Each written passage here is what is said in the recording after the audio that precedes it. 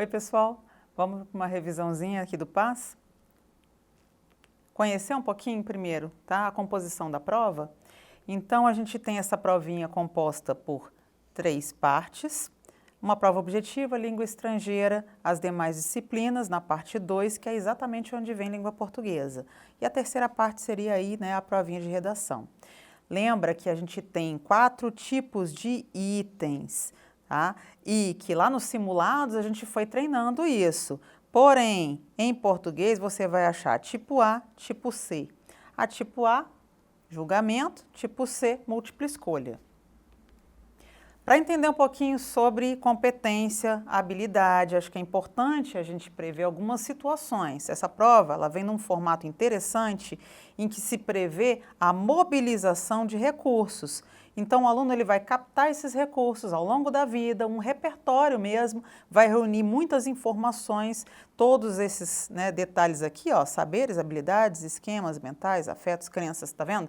Então, está permeado de, né, conhecimentos e você precisa enfrentar situações, problemas a partir de todo esse repertório, né, que você precisa saber usar. Agora, para saber usar, tem que estar habilitado. Vou fazer uma comparação, né, a comparação aqui basicamente com o computador. Quando você tem seu processador de texto, nem todas aqueles ícones vão estar habilitados. O que você vai fazer? Você vai ter que tratar de habilitar para poder fazer funcionar, então, todas essas competências. Ou seja, não adianta ter esse bando de informação, conhecimento, saber, se você não consegue habilmente mobilizar, né, recursos mobilizados, você consegue, então, identificar, mobilizar, gerenciar tudo isso, né, para poder atender a essas situações, problemas. É desse jeito que vem o quadro de competências e habilidades. Aqui eu trouxe só um pedacinho para vocês entenderem que, por exemplo, as nossas principais questões que eu trouxe para a gente examinar, na verdade, tratam exatamente dessas competências aqui, ó. São 5, né? Eu trouxe 2 apenas, só para ilustrar a situação do domínio da língua portuguesa, né? Ou seja, a norma padrão. E domínio de diferentes linguagens, está aqui, ó. Ou seja, norma padrão em referência, né, em confronto, às vezes, por que não, com os outros domínios da linguagem. Norma padrão, que é a palavra, frente às outras compreensões que você vai ter aí do ato comunicativo, ok? Vou ter que interpretar e algumas habilidades vão ser, né, provocadas, alguns mecanismos você vai ter que fazer, vai ter que acionar, né? Então, trouxe 3, mas vocês têm 12, na verdade, para, né, usar, ok? Em língua portuguesa, o que a gente tem aqui de conteúdo de revisão, tá? Habilidades de leitura, gêneros textuais e discursivos, mecanismos, tá aqui, né? Mecanismos de produção de sentido, aspectos sintáticos, morfológicos, variação linguística, tá? Esse é o conteúdo do que eu trouxe aqui basicamente para vocês. Gêneros textuais, a gente tem que verificar em toda situação quando vai falar de língua portuguesa, porque naturalmente são características que vão estar ali evidenciadas, a gente vem falando isso o tempo inteiro, né, para que você entenda melhor o que você está examinando, quais são as características, as marcas linguísticas que são apresentadas para você, né, naquele texto, tá? Aspectos morfológicos e sintáticos, né, a questão da forma, a questão das classes gramaticais, a formação da palavra, como ela se configura, qual é o formato, as relações dessas palavras, como elas se harmonizam, vem no plano da sintaxe. E variação linguística, porque papéis sociais vão estar apresentados e nessa disponibilização desses papéis, né, o mecanismo de comunicação, a configuração desse mecanismo vai mudar. Procedimentos de leitura, como analisar um texto, é o primeiro passo que a gente tem que dar e a gente prevê aí algumas situações. A prova, ela se apresenta com alguns procedimentos que você tem que, enfim, habilitar e saber usar.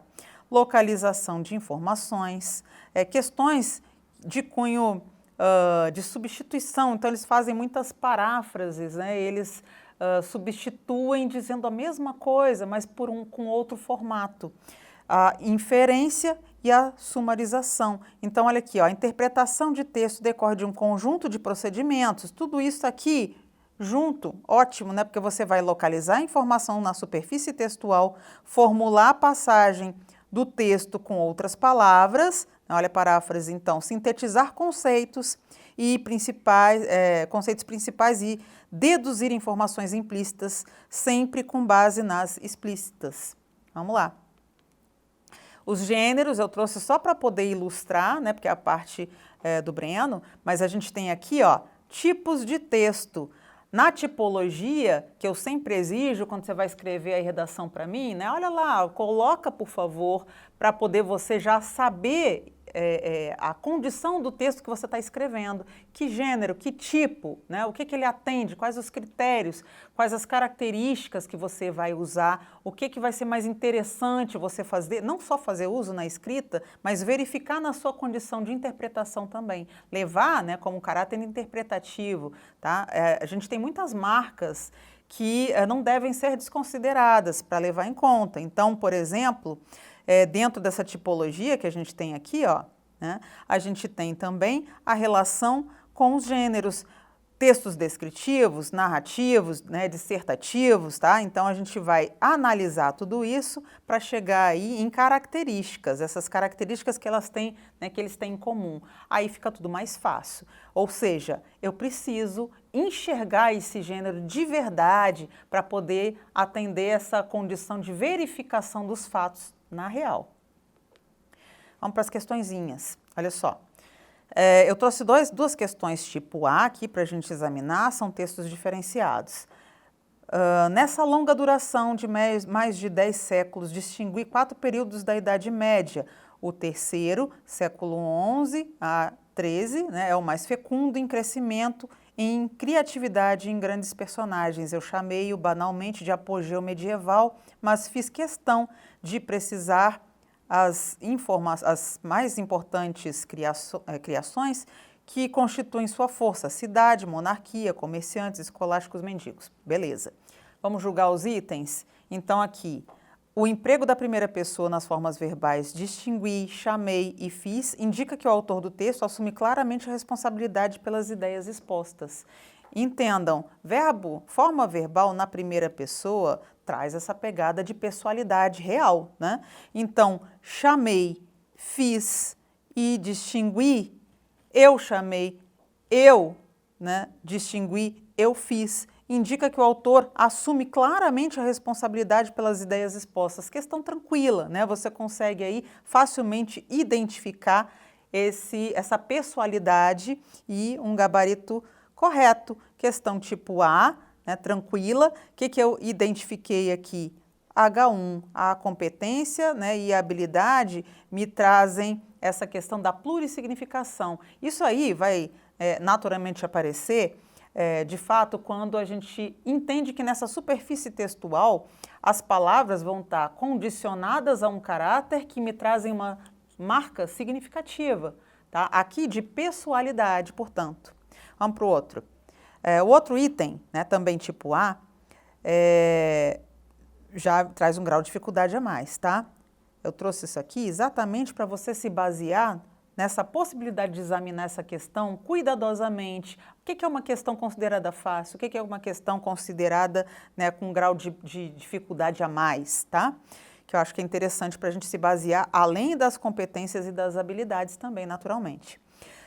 A palavra forros foi empregada com o sentido de escravizados, apreendidos para a escravidão, lá na linha 8, tá aqui ela, tá? Vamos examinar? Estima-se que, vamos ler o texto, né?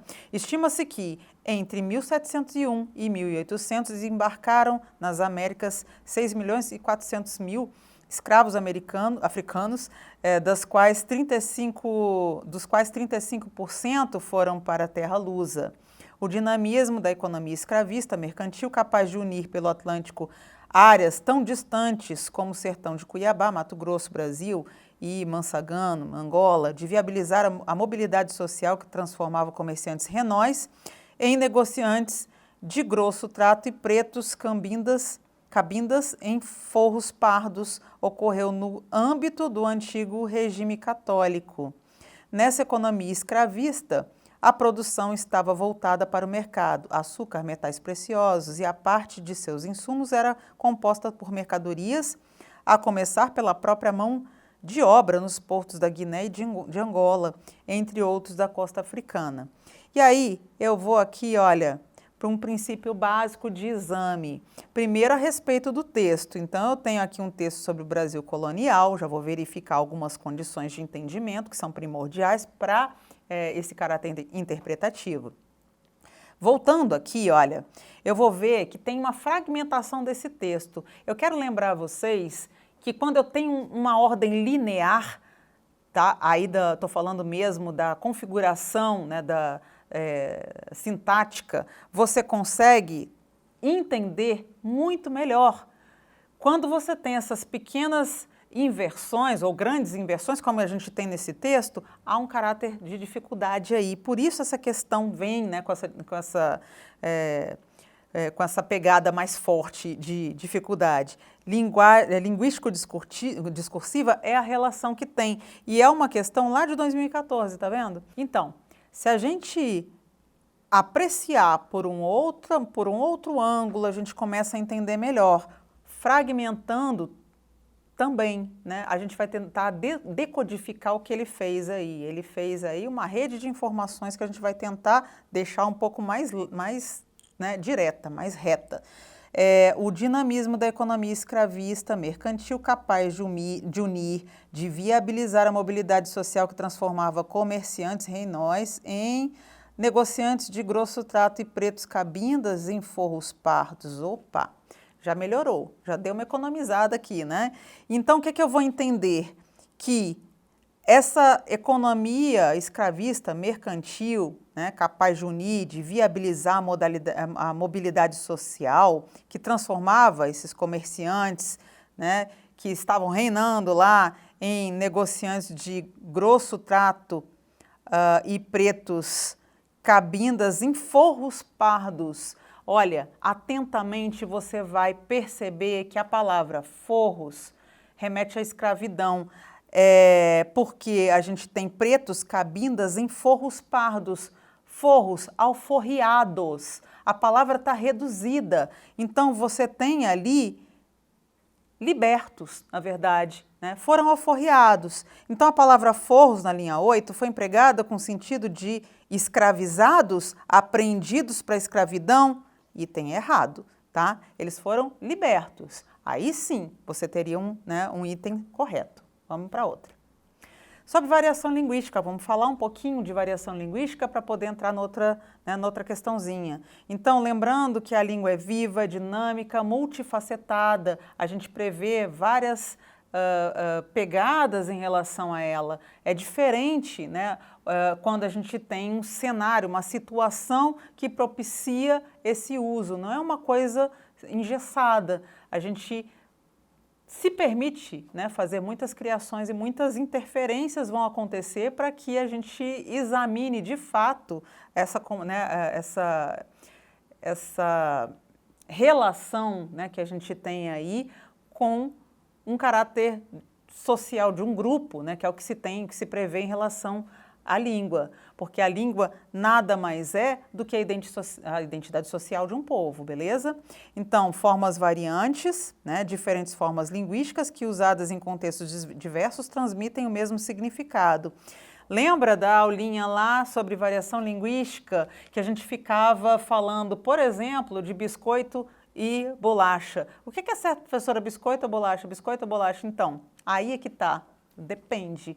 Depende do que é certo para você, da sua verdade, né? Da verdade que tem aí, no caso, evidentemente, a sua região. Porque se eu, que, por exemplo, só falo aipim, porque sou natural do Rio Grande do Sul, vou chegar em um mercado em outra região, né? Há a possibilidade da pessoa não entender? Sim, e estamos falando português ainda assim. Tá?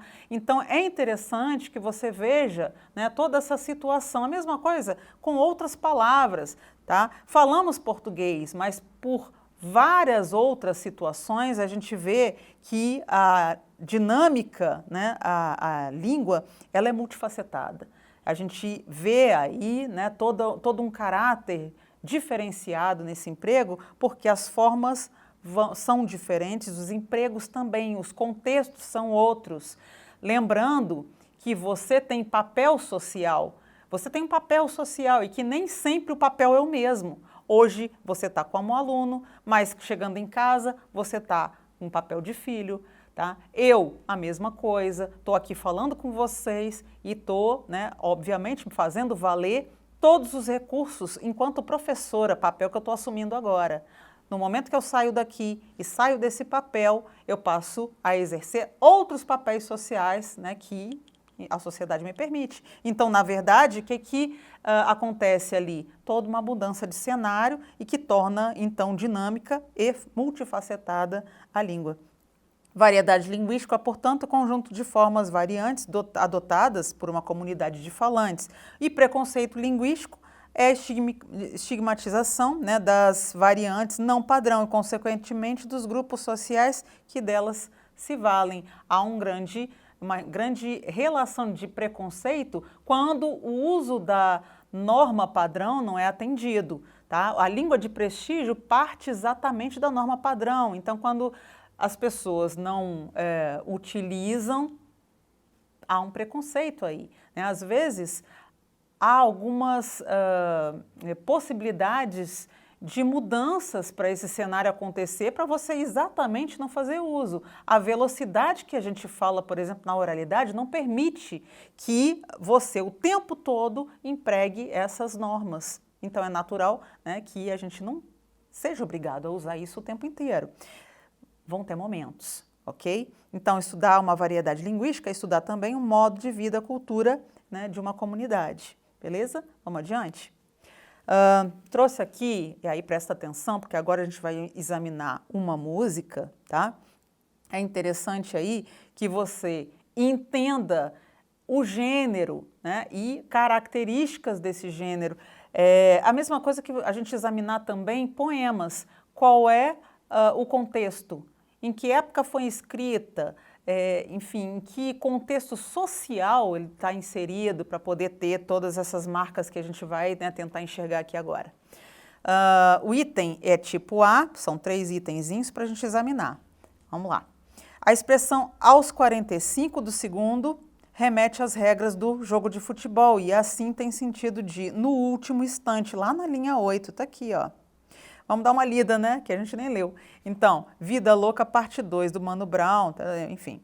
O promotor é só um homem, Deus é o juiz. Enquanto Zé Povinho apedrejava a cruz, é o canalha fardado, cuspiu em Jesus.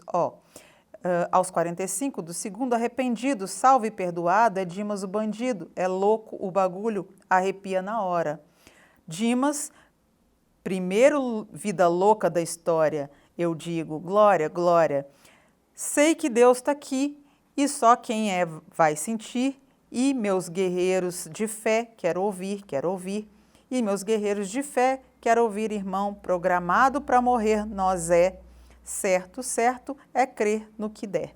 Então, a expressão lá na linha 8, né, voltando aqui agora, remete às regras, jogo de futebol, e assim tem sentido de no último instante. Real, né? A gente tem nos últimos 45 segundos do primeiro tempo, do segundo tempo, enfim, a gente tem essa marca mesmo lá, que é da realidade do futebol, que às vezes a gente relaciona com outras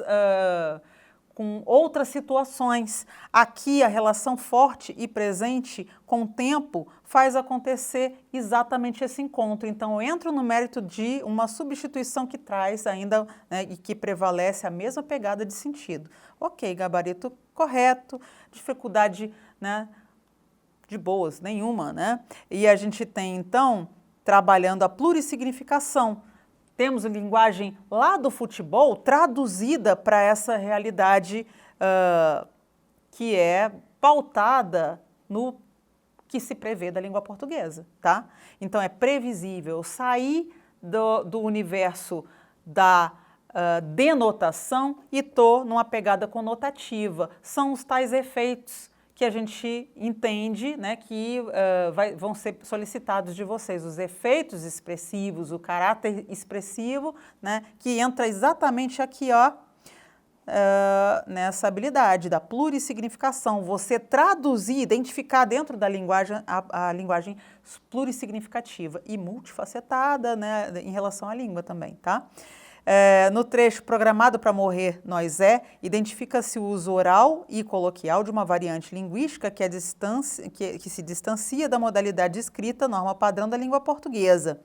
Perfeito, né? A gente tem Programado para Morrer, Nós Há aqui até, né, um desencontro em relação à concordância que é totalmente previsível dada a circunstância que você tem em relação à situação contextual. Beleza, então item correto, né? Grau de dificuldade simples também. No texto de Mano Brown, observa-se o emprego da linguagem informal na comunicação com o sagrado, o que caracteriza seu gesto de rebeldia e acentua a crítica social. Veja bem, a gente tem aqui emprego da linguagem informal, sem dúvida, na comunicação, é o que a música prevê, inclusive, mas uma comunicação com o sagrado, será que a gente tem? Ele fala, o promotor é só um homem, Deus é o juiz. Enquanto Zé Povinho apedrejava, não temos essa interlocução, tá, entre enunciador e enunciatário. Não tem essa pegada aqui, porque se tivesse, naturalmente você iria ter que identificar no texto um vocativo, tá? Não existe. O diálogo aqui, ó, não existe com o sagrado, no caso, né? O sagrado não vai receber essa informação aí porque não traz exatamente essa, né, noção de um diálogo, beleza? Aqui a gente teria que fazer deduções, inferências, né, a partir exatamente da situação. Claro que a norma padrão ia atender a muitas percepções. O fato de não ter o vocativo já configura aqui uma natureza diferenciada e que você consegue, né, discernir a respeito dessa lógica. Mais uma questãozinha.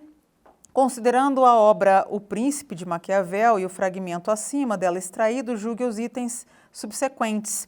A gente tem aqui, ó, vamos dar uma lida, né, no texto, não deve ser, portanto, crédulo o príncipe, nem precipitado, e não deve amedrontar a si próprio e proceder equilibradamente com prudência e humanidade, de modo que a confiança demasiada não o torne incauto e a desconfiança excessiva não o faça intolerável.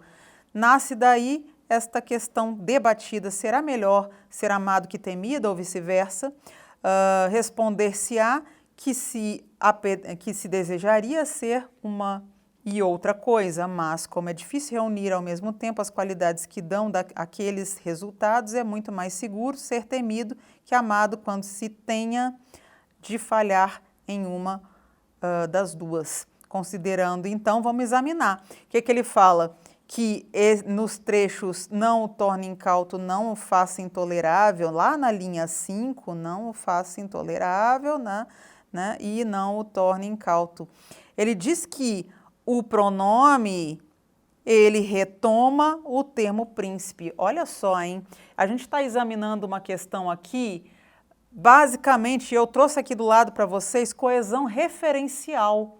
A coesão referencial se vale de um caráter de exame, né, dessa referência em função, muitas vezes, da substituição, que é o que você faz aqui com esse pronome oblíquo. O pronome, ele não substitui o nome? Então, o que eu faço? Eu vou buscar o referente, tá? E claramente eu vejo aqui que há referência ao príncipe, que se comporta aqui, inclusive, olha, não se deve, portanto, crédulo, príncipe, nem precipitado, né? Antes como sujeito e agora retomado, portanto, esse termo. A gente tem uma questão correta, né, o gabarito, tipo A, beleza, grau de dificuldade bem tranquilo e que trata exatamente da mesma habilidade de algumas anteriores.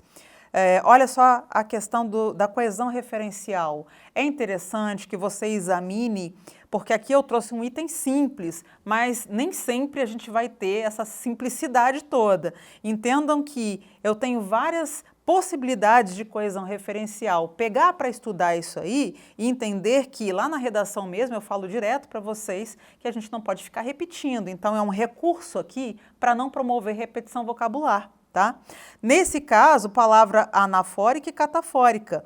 A anafórica que retoma, né, um passado, que foi o caso aqui na questão, e catafórica que ainda vai acontecer, que está lá na frente a palavra que você vai buscar, ok? Mais duas questõezinhas para a gente.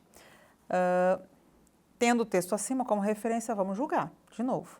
Vamos julgar aqui mais um itemzinho, né, e depois o outro texto com mais outro de julgamento. Por que envelhecemos? E como isso acontece? Soam como duas daquelas perguntas respondidas há muito tempo pela ciência, não? No entanto, desde que foram lançadas há muito mais de um século, ambas permanecem em aberto. Hoje, várias teorias revolucionárias competem entre si para responder a duas questões. Nessa tarefa, especialistas têm contado nos últimos anos com a ajuda de um modelo computacional para explicar características comuns dos processos de envelhecimento, usando para isso dados relativos à populações humanas. Tá, vamos entender o que ele quer. Como a palavra relativos, linha 9, vamos lá para a linha 9, aqui, relativos, né? Exige complemento regido pela preposição. Regência, tá? Regência da preposição a, emprego de sinal indicativo de crase, e ele quer a crase, né, ou não, vamos lá? Então, o que ele quer aqui? Exige, né, complemento regido pela preposição a, o emprego de sinal indicativo de crase em populações humanas. É opcional? Vamos ver se é opcional ou não essa relação. Olha aqui, vamos examinar. Quando ele fala aqui que nessa tarefa, especialistas têm contado nos últimos anos com a ajuda de um modelo computacional para explicar características comuns no processo de envelhecimento, usando para isso dados relativos a populações humanas. Veja que a crase é o encontro, é a fusão do artigo com a preposição. O fato dele não ter colocado aqui, olha, um artigo, né? Vamos lá? Relativos à população, aqui só tem a preposição, não tem aqui, ó, né? Aqui é a preposição e aqui eu tenho, na verdade, a ausência. Não tem aqui, olha, vou botar um conjunto vazio para sinalizar, porque não tenho as populações. E aí ele fala assim, como a palavra relativos exige complemento regido pela preposição a, o emprego de sinal indicativo vai ser opcional. Não vai ser opcional, tá? Não tem como ser opcional, porque é uma mudança de sentido. Se você, né, verifica aqui a condição de crase, primeiro que ficaria errado, porque a gente não tem a presença do artigo, não há artigo aqui, e por isso que não tem crase. Se tivesse um artigo aqui, esse artigo estaria no plural, para acompanhar populações. E aí você teria aqui, olha só, as, né, com crase. Peraí, vamos apagar isso aqui, né? Pronto. Vamos consertar aqui. As, né? A crase funcionando. Aí sim, porque traz uma verificação na semântica também de orientação diferente. Quando ele tira, quando ele suprime esse artigozinho aqui, ele basicamente diz que desconhece, né? Ou que você não tem aqui uma determinação. A gente não tem, o artigo ele pode ser definido e indefinido. Quando você retira esse artigo definido, você basicamente diz que relativo a populações humanas, tá? Generalizando a informação. Bem diferente quando você propõe, né, uma população específica, aí você põe a crase. Tá vendo como é que é diferente? Não é opcional não, tá? Não tem nada de opção aqui, só tem um caminho se você quer dar o sentido que ele deu, beleza? Portanto, gabarito errado. Mais uma questãozinha. Ele quer aqui, vamos ver, o segmento no texto, lá na linha 2, tá? Vamos lá na linha 2, no início, aqui, né? Passei por cima, mas está marcado, tá? No início de 2014, na linha 2, está isolado por vírgula, porque é um adjunto adverbial anteposto, ou seja, deslocado na sua posição tradicional. Gente, não precisa nem ler o texto, né? A gente consegue aqui facilmente verificar que o item é correto. Há um deslocamento real do adjunto. Lembrando que o adjunto é um termo acessório e a posição usual, né? Eu não gosto de falar normalidade, porque essa coisa de normal é complicada, né, de você falar, e a gente estava falando exatamente dentro do preconceito linguístico, mas usualmente a gente tem na tradição, né, o português com uma verificação, né, de caráter linear. A gente tem sujeito, verbo, complementos e depois vem os termos acessórios, os termos essenciais, sujeito, né, os complementos seriam os termos integrantes e, por último, os termos essenciais. Acontece o quê?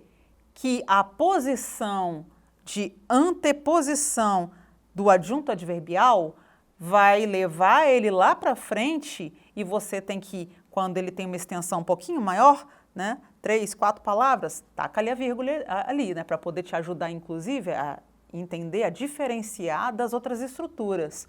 O posicionamento da vírgula ele é estratégico, inclusive quando, já tinha comentado em sala de aula isso, que a vírgula não é um processo aleatório, né? A gente tem motivo para a vírgula estar ali, não tem nada a ver com aquele lance de ficar respirando, hein? Não fala isso porque não tem a ver. Real. Não vai por esse método porque não é correto. Tem motivo, tem regra para o emprego, né, da pontuação. E aqui a regra me diz o seguinte, que quando eu tenho um termo deslocado, eu, tacando entre vírgula, facilito, né, a compreensão, que foi o que aconteceu, porque ele é muito extenso e realmente ficaria complicado, né, de compreender. Tanto que você põe extensões menores, você não é obrigado, aí o uso é facultativo. Tá? Item correto, e olha só, surpreendam-se, foi um item considerado de grau médio de dificuldade, né? Atende aqui, ó, a questão né, do H1 que a gente já falou, inclusive, ok? Então, entendendo melhor, né, todas essas estruturas, aqui a gente viu, né, que cai uma pegada mesmo de análise sintática, vimos regência, sinal indicativo de crase, vimos também deslocamento, né, de estruturas, harmonização, e a gente está falando das relações entre termos, portanto, da análise sintática, e cai, né? Então a gente também passa por esses mecanismos do domínio da linguagem, mas também a aplicação dentro das outras propostas, das verificações de vários textos, de várias análises, partindo do princípio que vocês têm gêneros e cenários diversos para examinar. Tá? Lembrem-se que os contextos são múltiplos, né? A gente vive em várias situações e que isso tem que ser analisado, beleza? É isso. Então a gente tem aqui, ó, né, só algumas possibilidades do que você vai examinar, tá? Só foi uma prévia mesmo para você entender como essa provinha vem e o que você tem que entender, como ela se compõe, na verdade, né, e o que em língua portuguesa se cobra e como se cobra, ok? Espero que vocês tenham gostado e é isto.